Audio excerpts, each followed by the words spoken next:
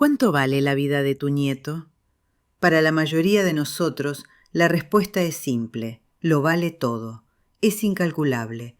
Venderíamos nuestra casa, nuestro coche, nuestro futuro, con tal de salvar a nuestra sangre.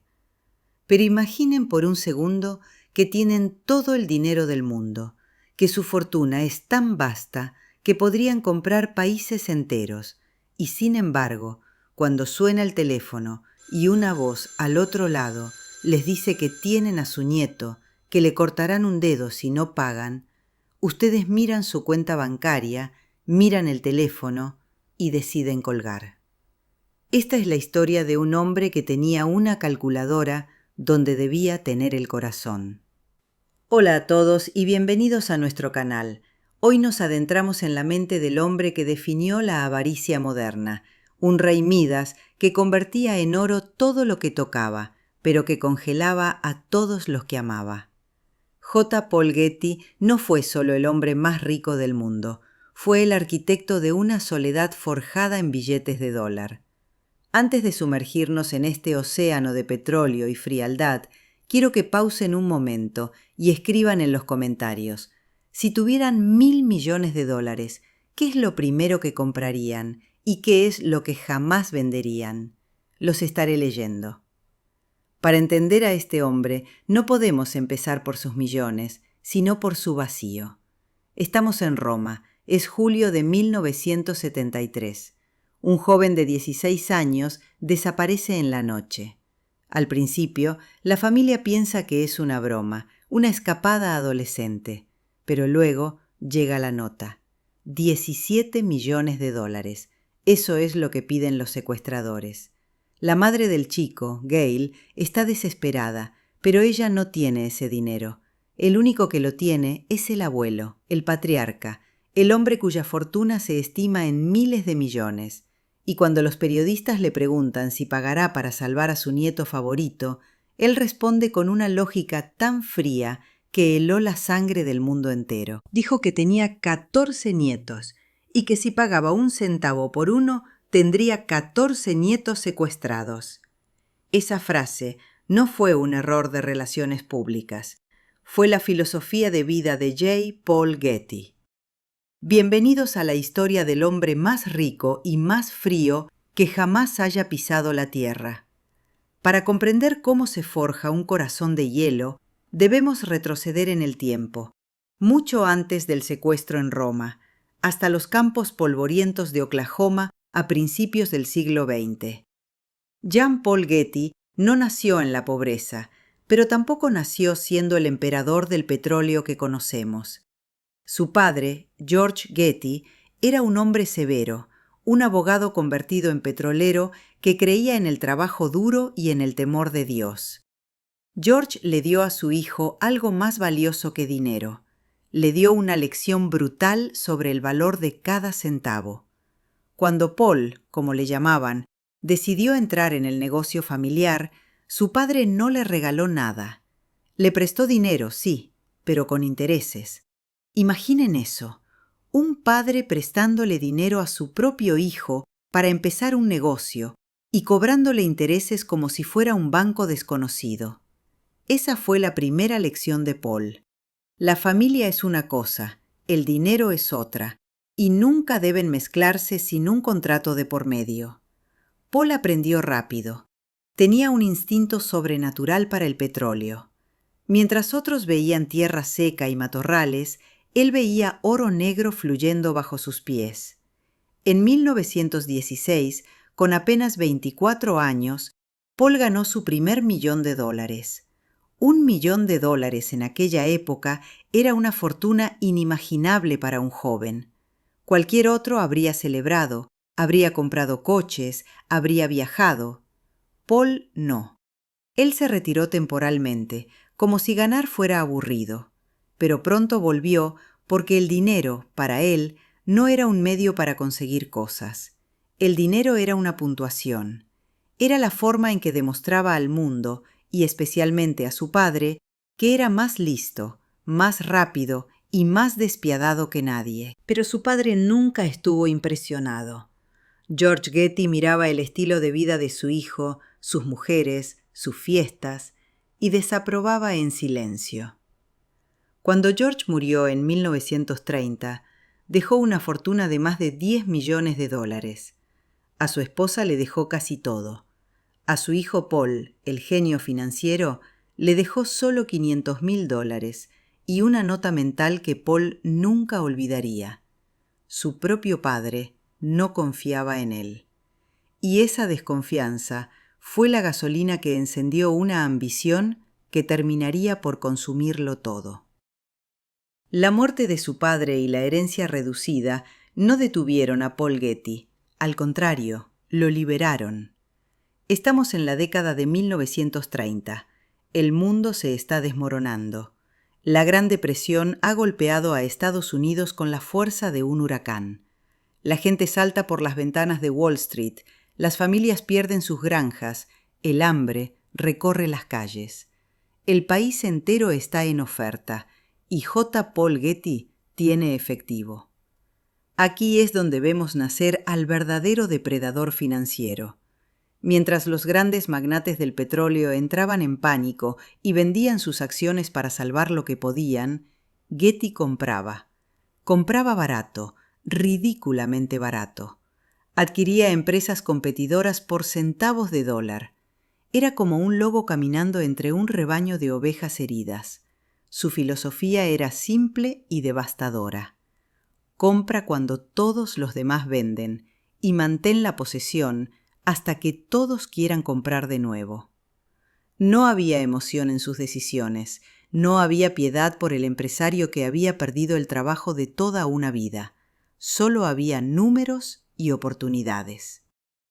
Fue durante estos años oscuros para la humanidad cuando Getty construyó la base real de su imperio.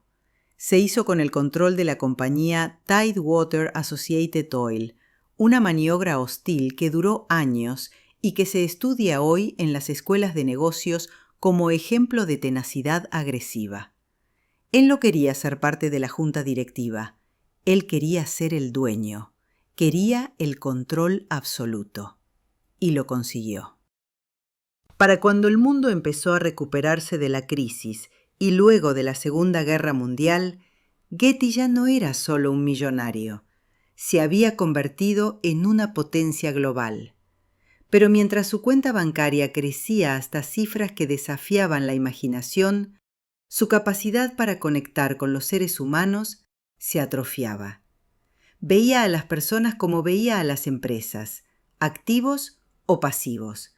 Si no le daban beneficios, ya fueran emocionales o financieros, las descartaba. Y desgraciadamente, esto aplicaba también a las mujeres que cometieron el error de enamorarse de él. Se suele decir que detrás de un gran hombre hay una gran mujer, pero en el caso de J. Paul Getty había una puerta giratoria. Se casó y se divorció 5 veces. 5 esposas que entraron en su vida buscando amor, seguridad o aventura, y que salieron con el corazón roto y una cuenta de resultados. Para Getty, el matrimonio no era una unión de almas, era una fusión corporativa que a menudo resultaba menos rentable de lo esperado. Su primera esposa fue Jeannette Demont. Tenían 18 años cuando se conocieron. Fue un amor joven, impulsivo. Tuvieron un hijo, George Franklin Getty II. Pero el matrimonio duró menos de 3 años. Paul estaba demasiado ocupado persiguiendo su primer millón como para cambiar pañales o cenar en casa. Luego vino Lynn Ashby, una rica heredera con la que se escapó a México. Ese matrimonio duró días, literalmente días, antes de que las presiones familiares y legales lo disolvieran. Fue un capricho, una transacción fallida. La tercera, Adolphine Helml, era alemana. Con ella tuvo a su hijo Jan Ronald, pero Paul la dejó sola en Alemania mientras él volvía a Estados Unidos a seguir haciendo dinero, y el matrimonio se marchitó por la distancia y el abandono. Luego vino Anne Rourke, una actriz de cine mudo con la que tuvo 2 hijos más, Eugene Paul y Gordon Peter. Y finalmente, Louise Dudley Lynch, una cantante de ópera, con la que tuvo a su hijo Timothy. 5 mujeres, 5 intentos, 5 fracasos. Getty llegaba a decir que una relación duradera con una mujer solo era posible si ella era un fracaso en los negocios, porque así él podía dominarla. Era una visión terrible. Trataba a sus esposas como empleadas que no cumplían con las expectativas. Les regateaba las pensiones de divorcio con la misma ferocidad con la que negociaba el precio de un barril de crudo. No había generosidad en su despedida, solo un cálculo frío de cuánto le costaría deshacerse del problema para poder volver a lo único que realmente le amaba y que nunca le decepcionaba, su dinero. Pero si creen que su tacañería se limitaba a los grandes divorcios o a las fusiones empresariales, están muy equivocados. Lo que realmente define a J. Paul Getty, lo que lo convierte en una caricatura de sí mismo, son las pequeñas miserias cotidianas.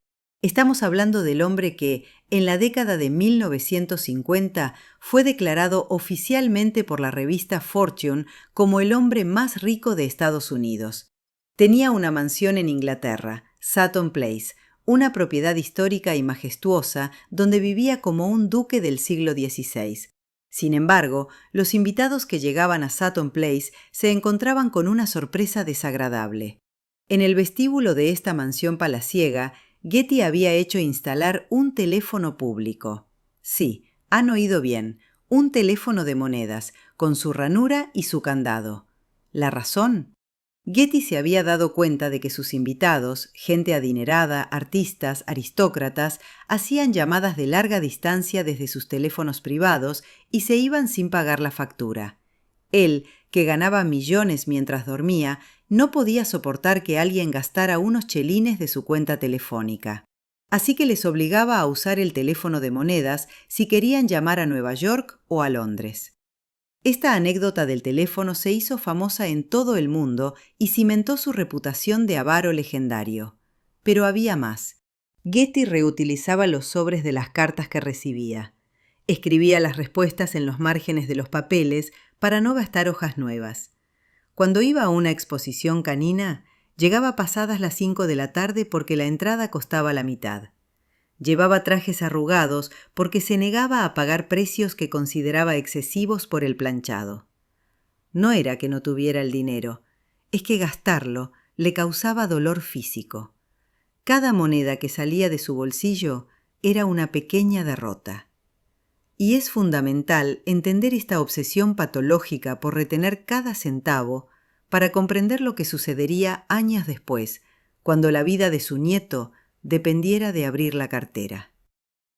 Para Getty, el dinero no era para gastar, era para acumular, y cualquier amenaza a esa acumulación, incluso la vida de su propia sangre, era un ataque directo a su propia existencia.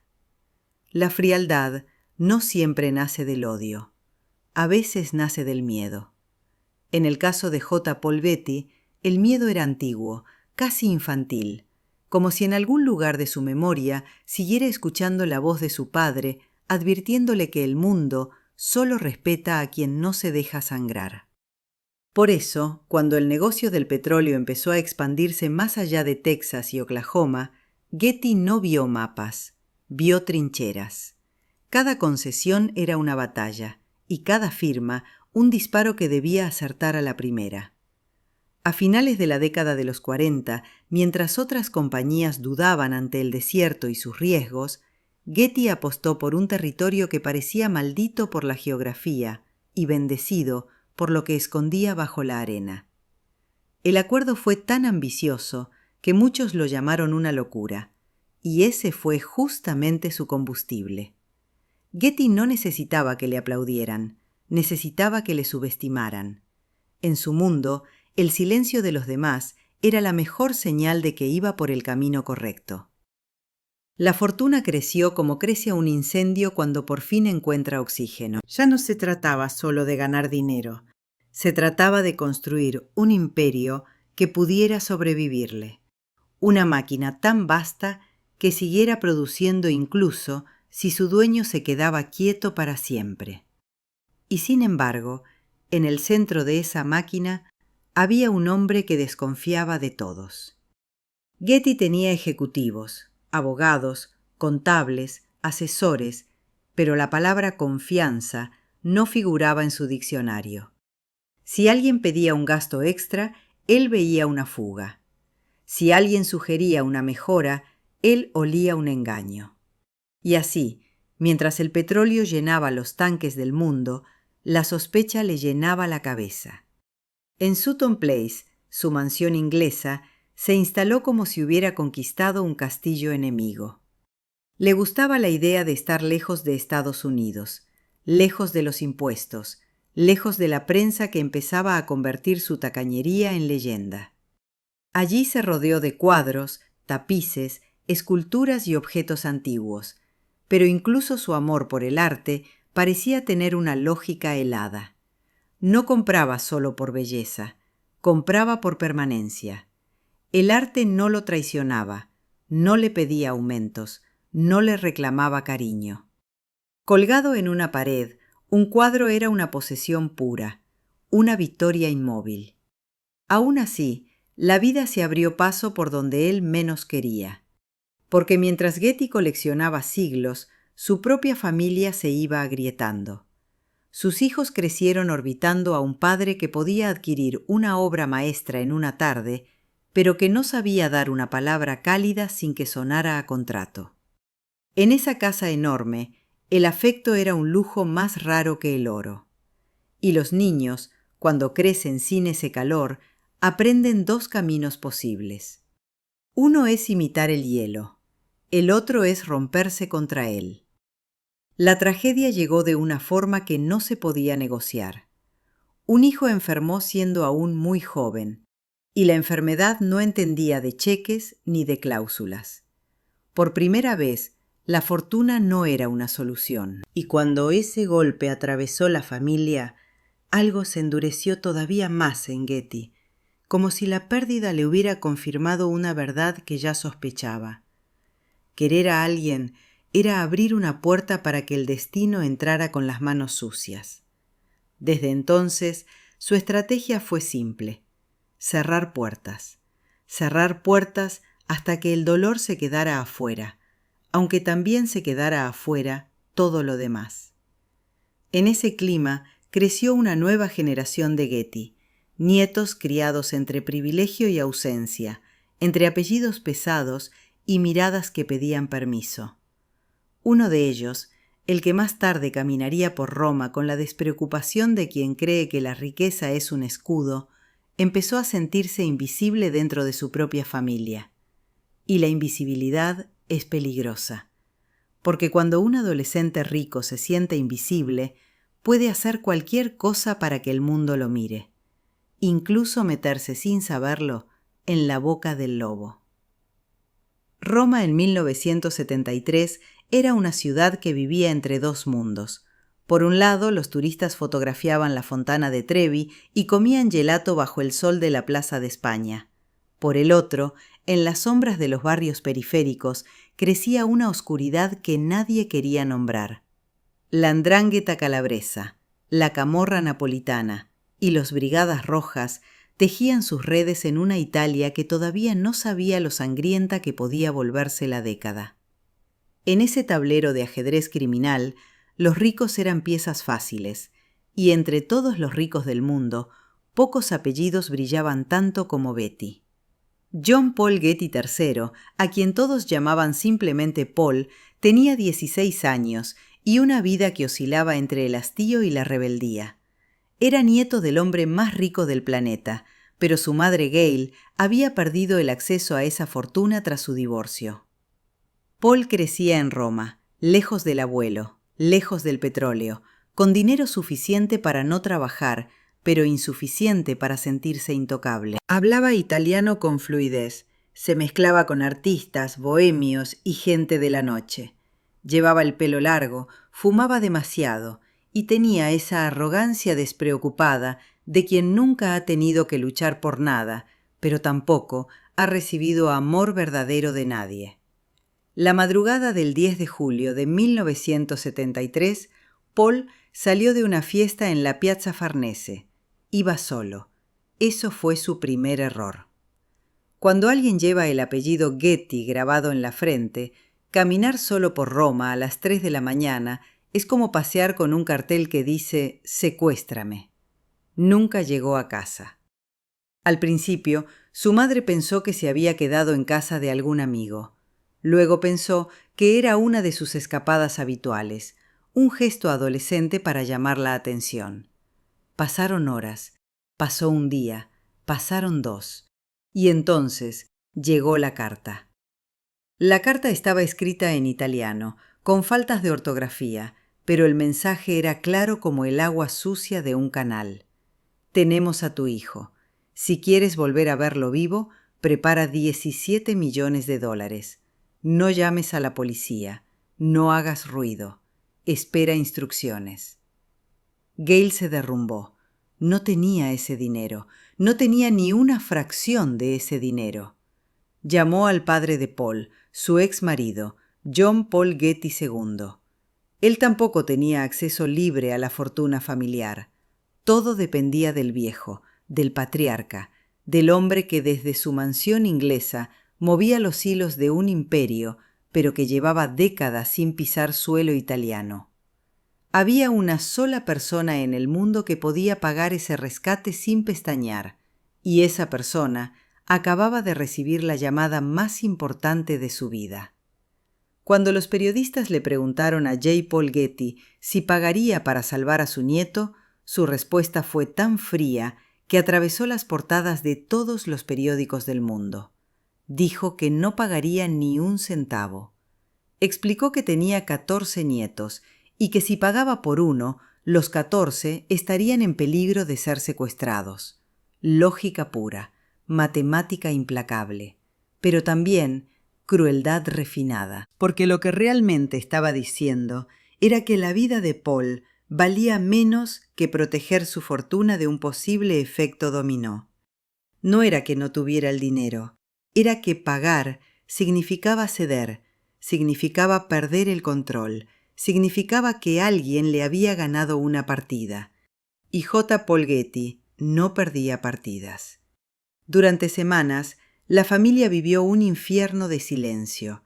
Los secuestradores esperaban. Paul permanecía en algún lugar de Calabria, encadenado, asustado, sin entender por qué su abuelo, el hombre con todo el dinero del mundo, no movía un solo dedo para salvarlo. Gail suplicaba, lloraba, daba entrevistas desesperadas. Los medios convirtieron el caso en un circo global. Y mientras tanto, en Sutton Place, Getty seguía con su rutina. Revisaba sus inversiones, cenaba solo, leía informes financieros y dormía tranquilo, como si nada estuviera pasando, como si su nieto fuera solo un número más en una hoja de balance que no cuadraba. Pero los secuestradores no eran contables, eran hombres con cuchillos y sin paciencia, y cuando se dieron cuenta de que el viejo no iba a ceder con palabras, decidieron enviar un mensaje que no se pudiera ignorar, un mensaje empaquetado en hielo y sellado con sangre. El paquete llegó a las oficinas del periódico Il Messaggero, en Roma, a mediados de noviembre de 1973. Era pequeño, envuelto en papel marrón, sin remitente. Dentro había una nota manuscrita y algo más, algo que hizo que el empleado que lo abrió vomitara en el suelo antes de poder siquiera gritar. Era una oreja humana, cortada con brutalidad, todavía con restos de sangre seca, y junto a ella un mechón de cabello rojizo. La nota decía: «Esta es la oreja de Paul Getty. Si no pagan ahora, la próxima vez será su cabeza». La fotografía de la oreja apareció en todos los periódicos del mundo. La imagen era borrosa, pero suficientemente clara para entender el mensaje. Los secuestradores habían perdido la paciencia. Habían esperado 4 meses, 122 días exactos desde la noche del secuestro, y el abuelo multimillonario seguía sin abrir la cartera. Así que decidieron convertir a Paul en una exhibición de horror, pieza por pieza, hasta que alguien reaccionara. Y funcionó. Porque incluso un corazón de hielo puede agrietarse cuando el mundo entero te señala como el monstruo que eres. Gail recibió la noticia por teléfono y se desmayó. Cuando despertó, ya no suplicaba, gritaba, insultaba, maldecía el apellido que llevaba su hijo y el abuelo que lo había condenado por orgullo. Los medios destrozaron a Getty. Las editoriales lo llamaron el avaro más despiadado de la historia. Las caricaturas lo dibujaban contando monedas mientras su nieto sangraba. La presión pública se volvió insoportable. Pero lo que finalmente movió a J. Paul Getty no fue la compasión ni la vergüenza, fue el cálculo. Porque incluso en ese momento de horror absoluto, él seguía haciendo números. Getty aceptó pagar, pero no los 17 millones que pedían los secuestradores. Ofreció $2.200.000. Esa cifra no era aleatoria. Era exactamente la cantidad máxima que podía deducir de impuestos como pérdida empresarial según la legislación estadounidense de la época. Todo lo que excediera esa cifra lo prestaría a su propio hijo, el padre de Paul, con un interés del 4% anual. Sí, han escuchado bien. Le prestó el dinero a su hijo para rescatar a su nieto y le cobró intereses, como si fuera un banco, como si la carne de su carne fuera un cliente más en su cartera de inversiones. El intercambio se pactó para diciembre. Los secuestradores aceptaron la cifra rebajada porque sabían que no sacarían más. Paul fue liberado en una carretera oscura cerca de Nápoles, desnutrido, traumatizado, con una herida infectada donde antes había estado su oreja derecha. Lo encontraron tiritando bajo la lluvia, aferrado a una manta sucia. Cuando los periodistas le preguntaron qué sentía al ser libre, Paul no supo qué decir. Solo repetía una frase: «Mi abuelo me dejó morir». Y aunque técnicamente había sobrevivido, una parte de él sí había muerto allí, en esa habitación fría de Calabria, mientras esperaba que alguien que tenía todo el dinero del mundo decidiera que su vida valía algo. Getty nunca pidió disculpas, nunca visitó a Paul después del rescate, nunca preguntó cómo estaba. En una entrevista años después, le preguntaron si se arrepentía de haber esperado tanto. Respondió que había tomado la decisión correcta, que si hubiera pagado de inmediato, habría puesto en peligro a toda su familia. Hablaba como si hubiera ganado, como si negociar con la vida de su nieto fuera una victoria estratégica. Y tal vez, en su mente helada, lo era. Porque para J. Paul Getty, el mundo entero era una hoja de cálculo, y en esa hoja incluso el amor tenía un precio que él nunca estaba dispuesto a pagar. Tras la liberación, uno podría pensar que el drama había terminado, que el abrazo entre madre e hijo cerraría la herida y que la familia intentaría reconstruir lo que el dinero había roto. Pero en la casa de los Getty, los finales felices no existían, solo existían las transacciones cerradas. Unas semanas después de regresar a Roma, todavía con las vendas cubriendo la mutilación de su oreja, Paul reunió el valor suficiente para hacer algo que cualquier nieto haría tras sobrevivir al infierno: llamar a su abuelo para darle las gracias. Marcó el número de Sutton Place. Imaginaba al viejo al otro lado, quizás ablandado por el desenlace, quizás aliviado. Pero cuando la operadora pasó la llamada al escritorio del magnate, la respuesta fue un silencio gélido seguido de una negativa. J. Paul Getty se negó a ponerse al teléfono. No quiso escuchar la voz del chico por el que había pagado $2 millones. Para él, Paul no era una víctima. Era un recordatorio de una mala inversión, un símbolo de debilidad y desorden que había alterado su paz financiera. El mensaje fue transmitido por un asistente. «El señor Getty está ocupado». Y con ese clic, el abuelo cortó el último hilo de humanidad que lo unía a su sangre. El rechazo fue más devastador que el secuestro. Paul, con apenas 17 años, entendió que para su abuelo él nunca había sido una persona, sino un problema de contabilidad. Y cuando un joven rico, traumatizado y rechazado, se queda solo con sus demonios, busca refugio donde puede. Paul lo encontró en las drogas. Se lanzó a una espiral de alcohol, cocaína y heroína, intentando anestesiar el recuerdo de la cueva en Calabria y el frío de la mansión en Inglaterra. Se casó joven, tuvo un hijo, el actor Baltasar Getty, pero la sombra de lo vivido lo perseguía. Mientras su abuelo seguía acumulando millones gracias a la crisis del petróleo de 1974, duplicando su fortuna mientras el mundo hacía cola en las gasolineras, su nieto se autodestruía lentamente en fiestas tristes y amaneceres borrosos. El dinero del rescate había salvado su cuerpo, pero la frialdad de su familia estaba matando su alma. Llegamos a 1976.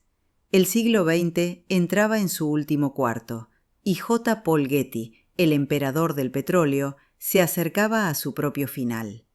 Vivía recluido en Sutton Place, rodeado de guardaespaldas, perros feroces y una corte de mujeres que vivían con él en una extraña convivencia, mezcla de harén y enfermería. Ya no viajaba. Su miedo a volar y su paranoia habían convertido su mansión en una fortaleza de soledad. A pesar de ser el hombre más rico del mundo, con una fortuna estimada en más de $2.000 millones de la época, su salud se deterioraba sin que ningún cheque pudiera detener el proceso. El cáncer de próstata avanzaba, lento e implacable. El hombre que había controlado gobiernos, que había desafiado a los jeques árabes y que había puesto de rodillas a sus competidores, ahora no podía controlar su propia vejiga. Pero incluso en la agonía, su obsesión por el dinero no desaparecía. Cuentan los que estuvieron cerca que hasta el final seguía preocupado por los gastos de la casa, por el precio de la calefacción, por si el servicio robaba comida de la despensa. Morir le aterraba, no por el juicio divino, sino porque morir significaba dejar de acumular, significaba soltar el control. El 6 de junio de 1976, el corazón de hielo dejó de latir. J. Paul Getty murió mientras dormía, solo, en su inmensa habitación llena de obras de arte que valían más que la vida de muchas personas. La noticia corrió como la pólvora, pero no hubo llantos masivos, no hubo multitudes con velas. Hubo, en cambio, una carrera frenética de abogados, exesposas, hijos y parientes lejanos hacia los despachos legales. Porque la muerte de Getty no era una tragedia familiar, era el inicio de la mayor batalla legal por una herencia que el mundo había visto jamás. Todos querían saber una sola cosa: ¿a quién le había dejado las llaves del reino? Y la respuesta, como todo en la vida de Getty, sería una última bofetada cruel desde la tumba para aquellos que esperaban una recompensa por haberlo soportado. El testamento de J. Paul Getty se leyó en una sala de abogados en Londres, con la frialdad propia de un documento comercial. No había música dramática ni revelaciones sorprendentes al estilo de las películas. Solo páginas y páginas de cláusulas, fideicomisos y condiciones que parecían escritas por alguien que ni siquiera después de muerto quería dar nada sin control.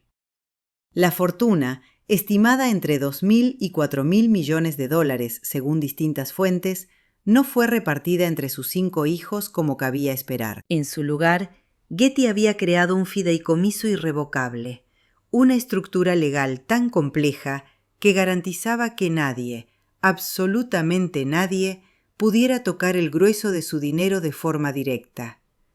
La mayor parte de su fortuna fue destinada al Museo J. Paul Getty, una institución que él había fundado años atrás en Malibú y que se convertiría en uno de los museos más ricos del planeta. El arte, esas pinturas mudas y esculturas frías que nunca le pidieron nada, terminó siendo su heredero predilecto. A sus hijos les dejó ingresos anuales del fideicomiso, cantidades generosas para cualquier mortal, pero miserables comparadas con la magnitud del imperio. Y había condiciones. Siempre había condiciones. Si alguno de ellos derrochaba, si caía en el alcoholismo o en el escándalo público, el dinero podía ser suspendido. Incluso muerto, Getty seguía controlando, castigando, juzgando desde su tumba de mármol. Paul Getty II, el padre del nieto secuestrado, fue uno de los más afectados por esa herencia envenenada. Él había sido el hijo rebelde, el que había intentado escapar de la sombra del padre viviendo en Roma, casándose con una actriz italiana, rechazando el mundo de los negocios. Pero el rechazo no lo salvó. La culpa por no haber podido proteger a su propio hijo del secuestro, combinada con el desprecio implícito en el testamento de su padre, lo empujaron hacia el alcohol y las drogas. Murió en 1973, antes que su padre, destrozado por dentro, dejando a sus hijos huérfanos de protección en un mundo donde el apellido Getty era a la vez una bendición y una maldición. Los demás hijos siguieron sus propias trayectorias de dolor y distancia. Algunos intentaron construir carreras propias, otros se resignaron a vivir de las migajas del fideicomiso, pero todos compartían una cosa, la sensación de haber sido hijos de un fantasma. Porque Paul Getty había estado físicamente presente en sus vidas de forma intermitente, pero emocionalmente ausente por completo. Les había dejado dinero, sí, pero nunca les había dejado amor. Y esa ausencia era un vacío que ningún cheque podía llenar. El mundo empresarial, en cambio, le rindió honores. Las revistas especializadas publicaron artículos celebrando su visión, su tenacidad, su capacidad para convertir riesgo en oro. Hablaron de su genio para los negocios, de su olfato para las oportunidades, de su disciplina férrea. Y todo eso era cierto.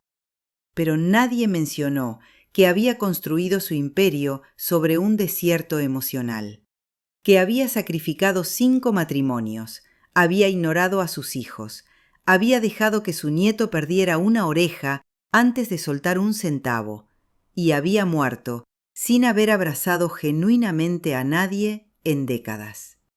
Era el hombre más rico del mundo, pero también el más solo.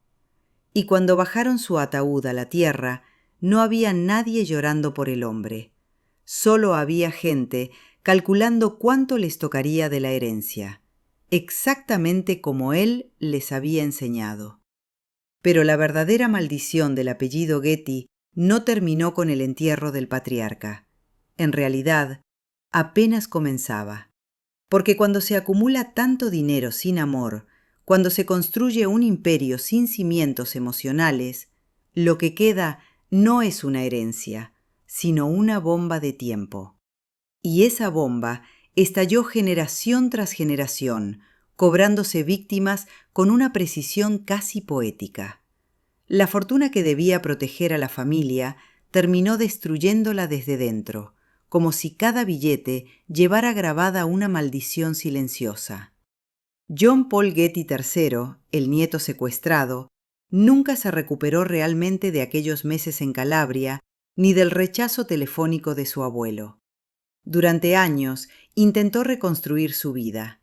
Se casó con una fotógrafa alemana, tuvo hijos, intentó mantenerse sobrio, pero las drogas siempre volvían. En 1981, a los 25 años, sufrió una sobredosis devastadora que lo dejó ciego, paralizado y sin habla.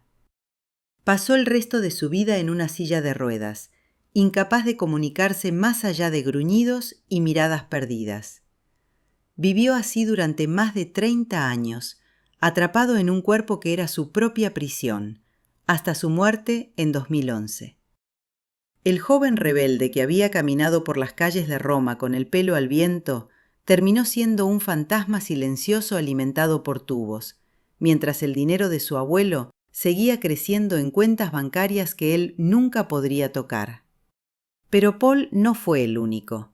Su hermano Mark Getty logró escapar relativamente ileso, construyendo su propia fortuna con la agencia de fotografía Getty Images. Sin embargo, Otros primos no tuvieron esa suerte. En 1973, el mismo año del secuestro, el joven Thalita Getty, esposa de Paul Getty II, murió de una sobredosis de heroína en una villa en Roma. Tenía apenas 30 años y era considerada una de las mujeres más hermosas de su generación. Su muerte sumió a su esposo en una depresión de la que nunca salió, acelerando su propia caída hacia el alcoholismo, que lo mató antes de cumplir los 55 años. Años después, en 2015, Andrew Getty, bisnieto del magnate, fue encontrado muerto en su mansión de Los Ángeles. Tenía 47 años. La autopsia reveló una mezcla letal de medicamentos en su sistema. Nunca se casó, vivía recluido, obsesionado con proyectos artísticos que nunca terminaba, perseguido por fantasmas que solo él veía. La policía encontró su cuerpo en el baño, en una escena que parecía sacada de una película de terror. Y apenas 6 meses después, en 2015 también, otra tragedia sacudió a la familia. Eileen Getty, nieta del magnate, luchó durante años contra el SIDA que contrajo en los años 80. Logró sobrevivir gracias a los tratamientos que su dinero pudo pagar, pero su vida estuvo marcada por el estigma y el dolor de ver morir a sus amigos uno tras otro mientras ella seguía viva solo porque llevaba el apellido correcto. La lista de tragedias es tan larga que parece inventada. Divorcios, adicciones, sobredosis, suicidios, enfermedades mentales. Cada generación de Getty pagó el precio de aquella fortuna construida con frialdad. Y lo más escalofriante es que el dinero seguía ahí, intacto, multiplicándose, alimentándose de inversiones y fideicomisos, sin importarle a quién destruía en el proceso. Era como si J. Paul Getty hubiera dejado algo más que una herencia financiera. Había dejado un modelo, una plantilla de cómo vivir sin sentir, de cómo acumular sin amar.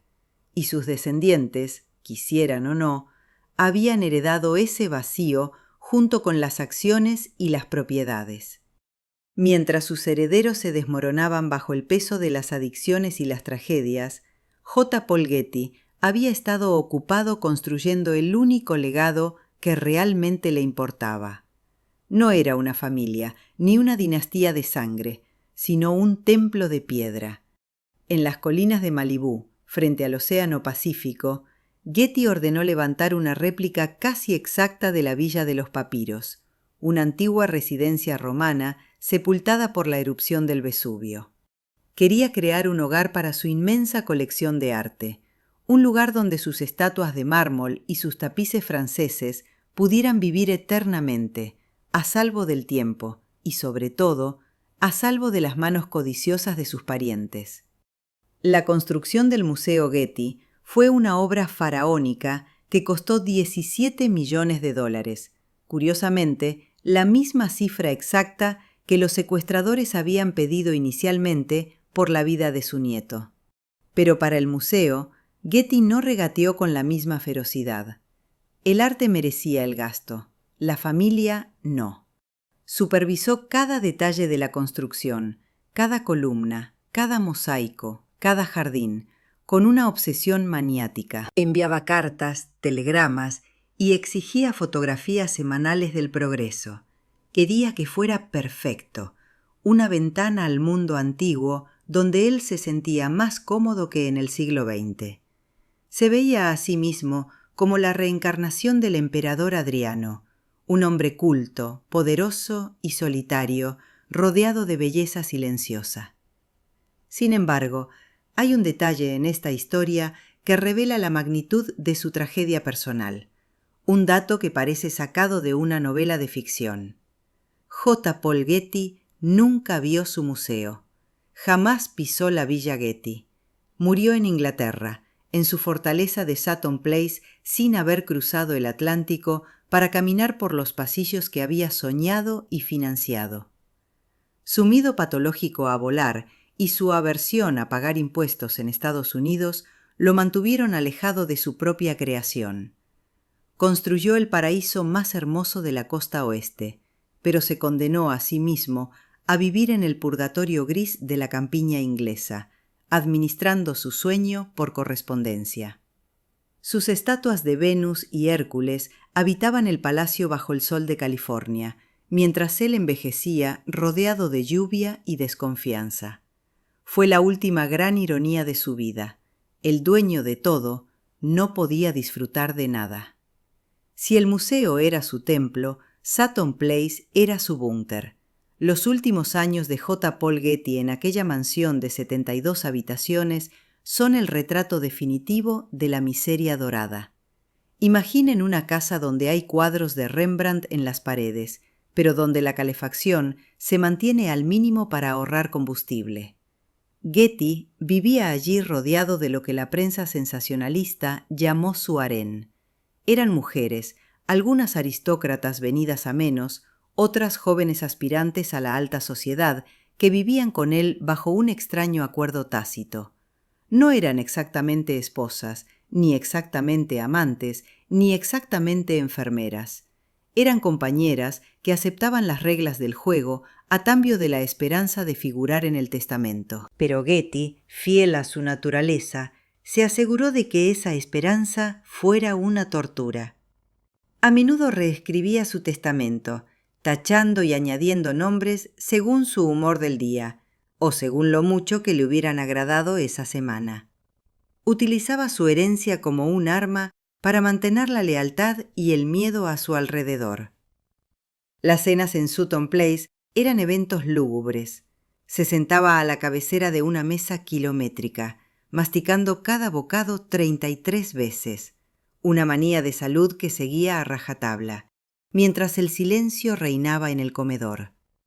Nadie hablaba si él no hablaba, y él rara vez hablaba de otra cosa que no fuera dinero o arte. En esos pasillos fríos, Getty también se enfrentó a su único enemigo invencible, la muerte. Le aterraba desaparecer, no por miedo al infierno, sino por la angustia de perder el control de sus activos. Empezó a consumir todo tipo de vitaminas experimentales y tratamientos de longevidad, convencido de que su dinero podía comprarle tiempo. Se dice que consultaba a videntes y astrólogos, buscando en las estrellas la garantía que sus contables no podían darle. Quería vivir hasta los 100 años, quería seguir acumulando, quería seguir ganando. Pero la biología, al igual que los secuestradores de su nieto, no respetaba su cuenta bancaria. A medida que su cuerpo fallaba, su soledad se hacía más densa. Tenía guardaespaldas para protegerlo de los asesinos, pero no tenía a nadie que lo protegiera de sí mismo. Y en las noches largas de insomnio, paseando entre muebles Luis XV y tapices renacentistas, es posible que el hombre más rico del mundo se diera cuenta de que, en realidad, era el mendigo más pobre de la historia. J. Paul Getty tenía un miedo que superaba incluso al de la muerte, el miedo a que desmembraran su imperio. Durante décadas había repetido que Getty Oil no era una empresa para ser vendida, sino un legado para ser preservado por 1000 años. Sin embargo, la ironía final de su vida fue que él mismo sembró las semillas de la destrucción de su compañía. Al morir, dejó a cargo del fideicomiso a su hijo Gordon, el músico, el poeta, el hijo al que siempre había considerado inadecuado para los negocios por ser demasiado artístico. Fue como dejar a un pianista a los mandos de un avión de combate en medio de una tormenta. La tormenta no tardó en llegar. A principios de los años 80, Wall Street olía sangre. Los tiburones corporativos sabían que la familia Getty estaba dividida y que Gordon, aunque bien intencionado, estaba aislado. Se desató una guerra corporativa brutal. Por un lado, la gerencia de la empresa, leal al fantasma del viejo patriarca, quería mantener el control. Por otro, Gordon quería maximizar el valor para los herederos y librarse de la carga de gestionar un gigante petrolero. En medio de este caos apareció Texaco, ofreciendo una cifra que mareaba, $10.000 millones. Era la mayor adquisición corporativa de la historia hasta ese momento. Gordon firmó. En un parpen de pluma, la compañía que J. Paul Getty había tardado 50 años en construir, peleando por cada concesión en el desierto y ahorrando en cada factura de hotel, dejó de existir como entidad independiente. El nombre Getty Oil desapareció de las gasolineras, absorbido por la estrella de Texaco. Si el viejo hubiera podido ver desde el más allá cómo su obra maestra era liquidada y vendida por partes como un coche robado, habría vuelto a morir de pura rabia. Su hijo, débil, el que prefería la ópera a los oleoductos, acababa de convertir el imperio de piedra en una montaña líquida de dinero en efectivo, haciendo a la familia inmensamente más rica, pero destruyendo el sueño de inmortalidad empresarial de su padre. Con la venta de la empresa, la familia Getty pasó de ser realeza industrial a convertirse en una especie de aristocracia del escándalo y el mecenazgo. Gordon Getty, el artífice de la venta, se convirtió de la noche a la mañana en la persona más rica de Estados Unidos, superando incluso la leyenda de su padre. Pero Gordon era diferente. No le interesaba acumular por acumular. Él quería componer música clásica. Usó su fortuna para financiar las artes, para apoyar orquestas y óperas, intentando limpiar el apellido de la mancha de avaricia que su padre había dejado. Durante años pareció que él era la excepción a la regla, el Getty bueno y normal. Pero en esta familia, la normalidad siempre es una fachada. En 1999, estalló una bomba que ni siquiera los guionistas de Hollywood habrían imaginado. Se descubrió que Gordon, el hombre tranquilo, el filántropo respetable, había mantenido una doble vida durante más de una década. Tenía una segunda familia secreta en Los Ángeles, una amante y 3 hijas que vivían en la sombra, mientras él seguía casado con su esposa de toda la vida en San Francisco. El escándalo fue mayúsculo, pero la reacción de la familia fue lo más sorprendente. No hubo gritos públicos, no hubo divorcios sangrientos inmediatos. Su esposa, Anne, decidió quedarse con él. Aceptaron a las hijas ilegítimas, las integraron en el fideicomiso y siguieron adelante. Era una extraña forma de pragmatismo, una lección aprendida quizás de la frialdad del abuelo. En el mundo de los Getty, los escándalos se gestionan, se pagan y se silencian. La moralidad es para la gente que no puede permitirse abogados de $1,000 la hora. Gordon siguió componiendo sus óperas, viajando en su jet y viviendo sus 2 vidas, demostrando que aunque el dinero no compra la felicidad, sí compra una comodidad blindada para cometer errores que destruirían a cualquier otra familia. Mientras Gordon componía música y manejaba escándalos de alcoba, la siguiente generación de Getty crecía en un mundo completamente distinto al de su bisabuelo. Ya no había campos petroleros que conquistar, ni depresiones económicas que aprovechar. El dinero estaba ahí, en fideicomisos complejos, generándose por sí solo como una máquina perpetua. Pero con esa seguridad llegó también algo que J. Paul Getty nunca tuvo que enfrentar: la pregunta de qué hacer cuando no tienes que hacer nada. Baltasar Getty, hijo de aquel Paul mutilado por el secuestro, intentó hacerse un nombre en Hollywood. Actuó en series de televisión, tuvo papeles en películas, quiso ser algo más que el nieto del Getty del secuestro. Pero la sombra era demasiado larga. Los periodistas siempre querían hablar del drama familiar, de la oreja cortada, de la sobredosis de su padre. Baltasar tuvo sus propios problemas con drogas y alcohol, sus propios deslices públicos. En 2008 fue fotografiado en una situación comprometedora con una actriz que no era su esposa. El escándalo explotó en las revistas del corazón, pero el dinero, como siempre, pudo apagar el fuego mediático. Pagaron lo necesario, contrataron a los abogados adecuados y la vida siguió. Otros bisnietos tomaron caminos más oscuros. Algunos se perdieron en drogas diseñadas en laboratorios que ni siquiera existían en la época del viejo Getty. Otros simplemente desaparecieron del ojo público, viviendo en propiedades remotas, cuidados por personal que firma acuerdos de confidencialidad, invisibles, pero sufriendo en silencio. Porque esa es la otra cara de la riqueza extrema. Puedes esconder tu dolor detrás de muros altos y abogados caros, pero el dolor sigue ahí, alimentándose de tu vacío. Sin embargo, no todos cayeron.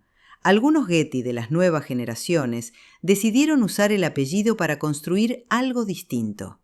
Isabel Getty se convirtió en activista de causas ambientales y de derechos humanos, tratando de redimir el daño que el petróleo de su bisabuelo causó al planeta.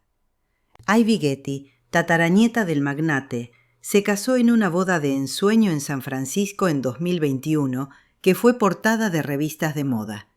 Vestía un deslumbrante vestido de alta costura y sonreía para las cámaras, pero incluso en esa sonrisa había algo de tensión, como si supiera que llevar ese apellido es cargar con un peso que nunca desaparece del todo.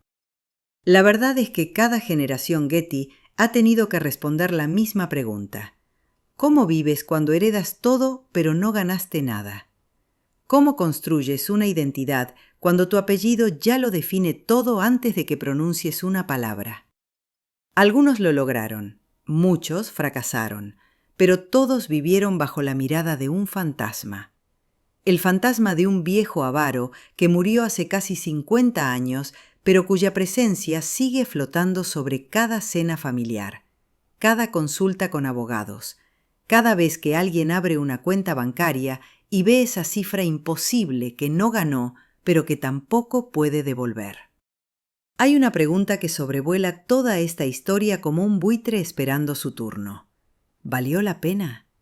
¿Valió la pena construir un imperio de miles de millones de dólares si el precio fue el amor de tus hijos, la confianza de tus esposas, la oreja de tu nieto y la cordura de generaciones enteras?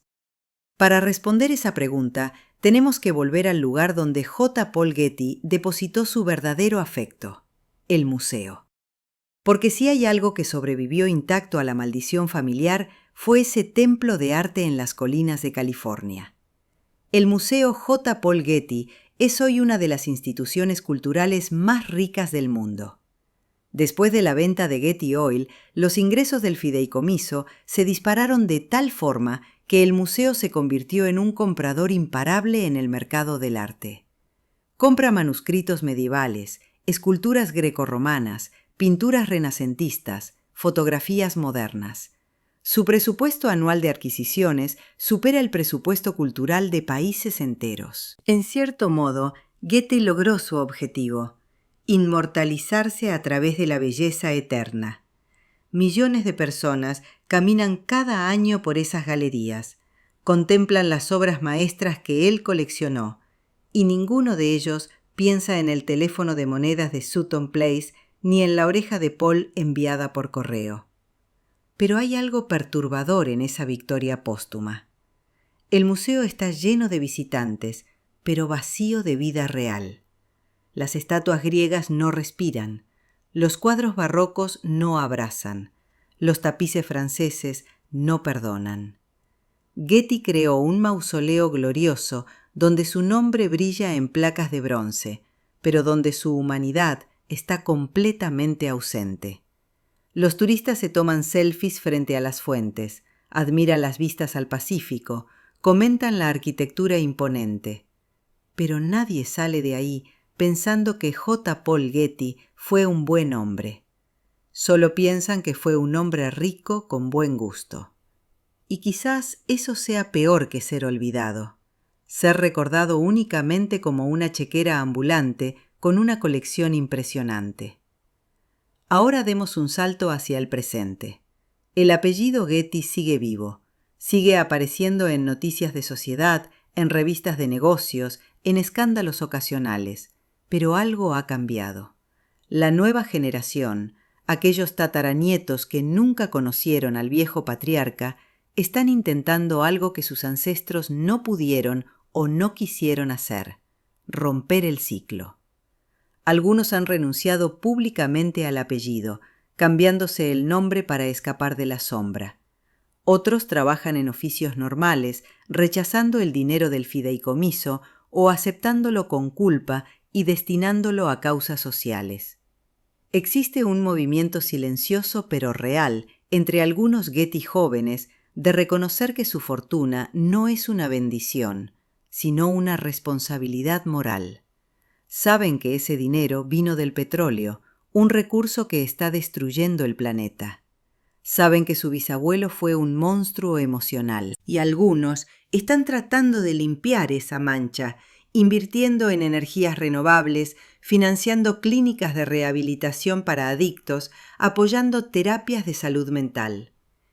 Es como si, después de 3 generaciones de autodestrucción, finalmente hubiera un intento de sanación. Pero el daño ya está hecho. Las vidas perdidas no vuelven. Paul Getty III murió paralizado y mudo tras décadas de sufrimiento. Su padre, Paul II, murió ahogado en alcohol antes de cumplir los 60.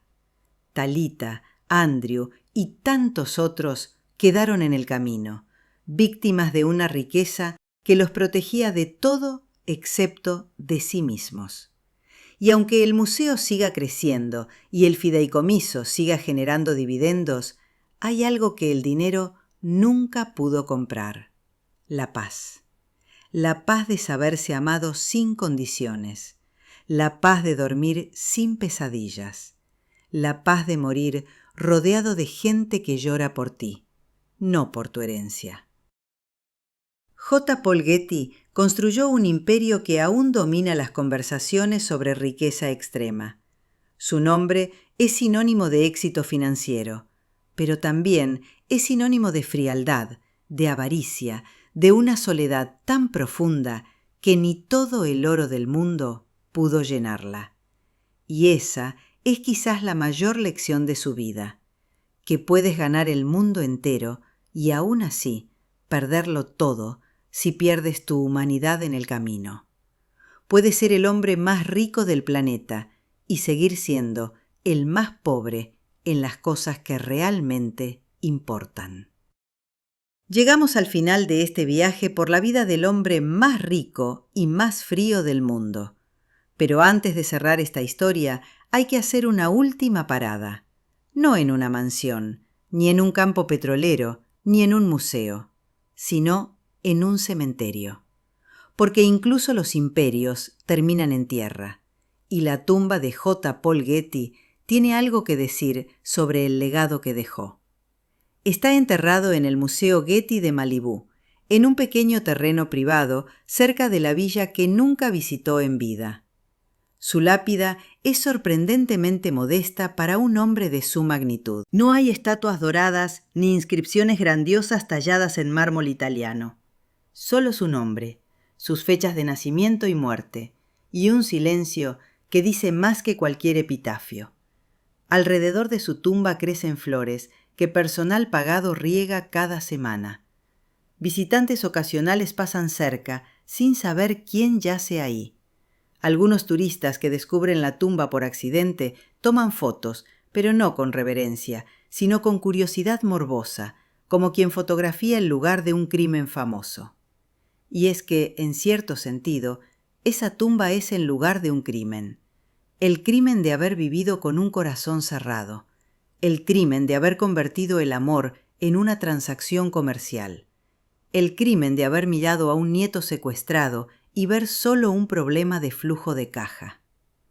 Getty murió creyendo que había ganado. Tenía más dinero que nadie en la historia moderna.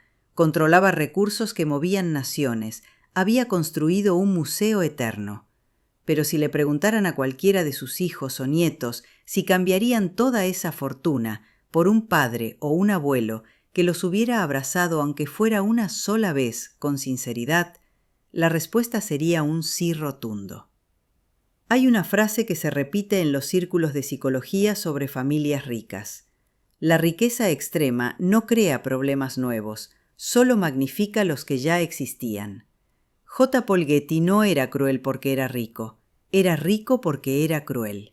Su incapacidad para conectar emocionalmente con otros seres humanos fue precisamente lo que lo convirtió en un genio de los negocios. No había empatía que lo frenara, no había culpa que lo hiciera dudar.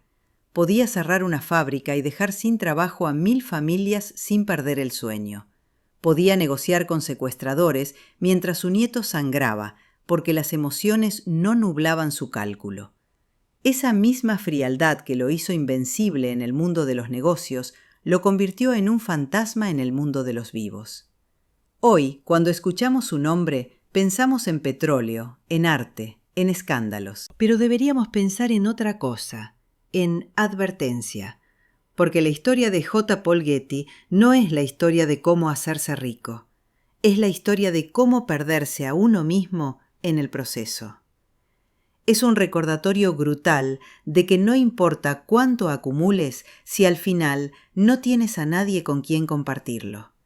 De que puedes construir un palacio de mármol, pero si vives solo, solo habrás construido una tumba anticipada. Y de que el verdadero precio de la riqueza sin amor no lo pagas tú. Lo pagan tus hijos, tus nietos y todas las generaciones que vienen después, cargando con el peso de un apellido que es tanto privilegio como condena. Así termina la historia del hombre más rico y más frío del mundo, no con un grito, sino con un susurro, no con una lección aprendida, sino con una pregunta que queda flotando en el aire. ¿Cuánto estás dispuesto a sacrificar por el éxito? Y si lo sacrificas todo, ¿realmente habrás ganado algo? J. Paul Getty respondió esa pregunta con su vida, y su respuesta fue tan trágica que todavía resuena 50 años después de su muerte, en cada bisnieto que lucha contra las adicciones, en cada museo que lleva su nombre, pero no su alma, en cada historia que contamos sobre él, donde nunca aparece la palabra amor. Porque al final, esa fue su verdadera pobreza, no la falta de dinero, sino la ausencia total de aquello que hace que la vida valga la pena vivirse.